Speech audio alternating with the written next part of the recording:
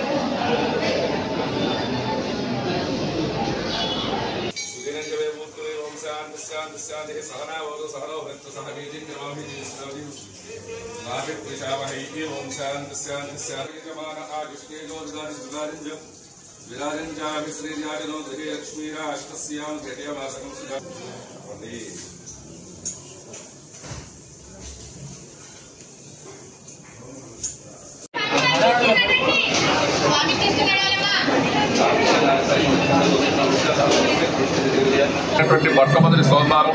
ఈ సోమవారం ఎవరైతే భక్తి శ్రద్ధలతో వినియోగించేస్తుంటారో స్వామివారికి అపారమైన కృపాకటాక్షలు పొందుతారని చెప్పేసి మనకి పురాణాల ద్వారా తెలిసే విషయం.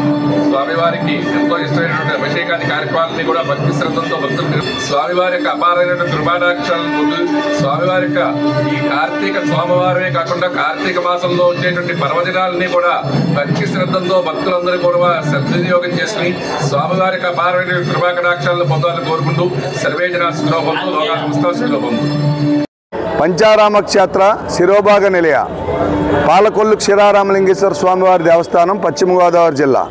ఈ యొక్క దేవస్థానానికి ఈ సంవత్సరం నన్ను నూతన ధర్మకర్తల మండలిగా చైర్మన్గా ఎన్నుకున్నటువంటి మా యొక్క పాలకం చేయించాం.